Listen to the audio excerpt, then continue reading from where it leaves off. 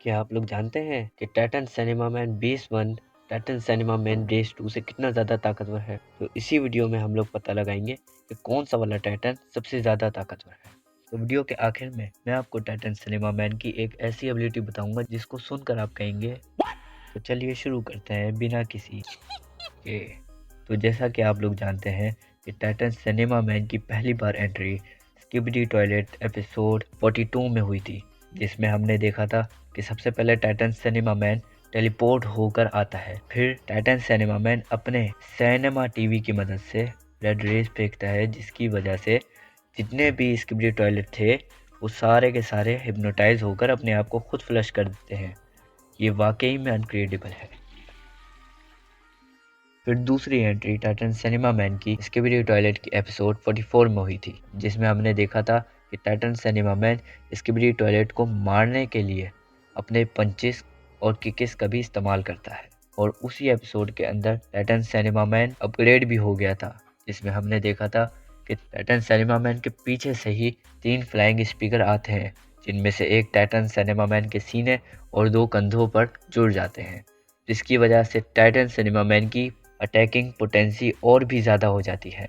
और अगर हम इसके साउंड वेव की बात करें तो ये इतनी ख़तरनाक होती है कि दुश्मन ना तो हमला कर सकता है और ना तो भाग सकता है। फिर तीसरे नंबर पर जो टाइटन सिनेमा मैन की एबिलिटी आती है वो है रॉकेट जेटपैक, जिसकी वजह से टाइटन सिनेमा मैन उड़ तो नहीं सकता लेकिन एक बड़ी जंप ज़रूर मार सकता है।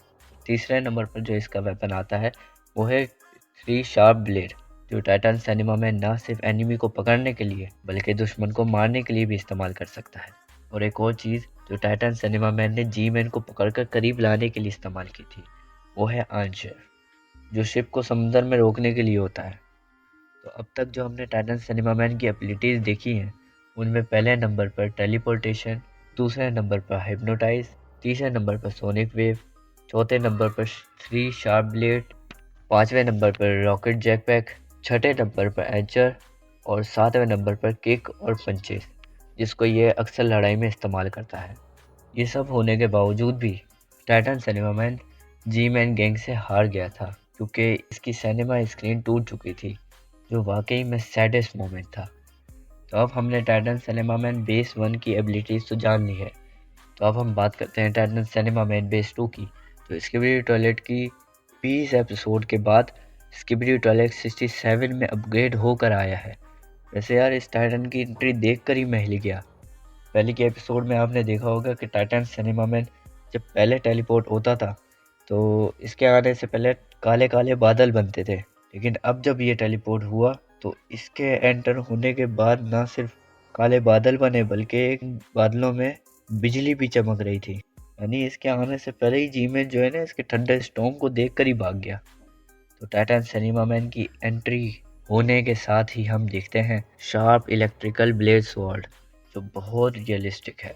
ये इलेक्ट्रिकल स्वॉर्ड इतनी खतरनाक है कि फेक जीमेन टॉयलेट एक ही बार में जो है ना पुश हो गया। और अगर हम इसके कोर की बात करें तो वो Titan cameraman, Titan cinema man और जीमेन टॉयलेट के मुकाबले में सबसे ज़्यादा खतरनाक है। और इसकी स्क्रीन की तो बात ही ना करो। जब हमने इसको पहली मर्तबा देखा था तो इसके पास सिर्फ एक स्क्रीन थी, लेकिन अब इसके पास स्क्रीन तो देखो, 1 2 3 4 5 6 इतनी सारी स्क्रीन। और ये स्क्रीन इतनी खतरनाक है कि इसने सिर्फ और सिर्फ 3 सेकंड में ही फेक जीमेन टॉयलेट का बाजा बजा दिया।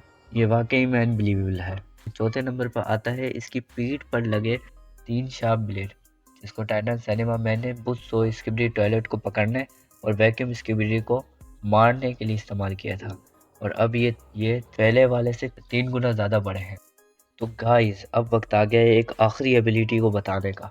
और ये एबिलिटी ऐसी है कि जिसको सुनकर तुम लोग जो है ना अपने होश खो दोगे। तुम लोग कहोगे अरे यार ये तो हमें पता ही नहीं था, ये तो ये भी कर सकता है। तो भाई वो एबिलिटी ये है कि पहले टाइटन खाली अपने आप को टेलीपोर्ट कर सकता था, लेकिन अब ये किसी को भी सिर्फ अपने एक इशारे से टेलीपोर्ट कर सकता है।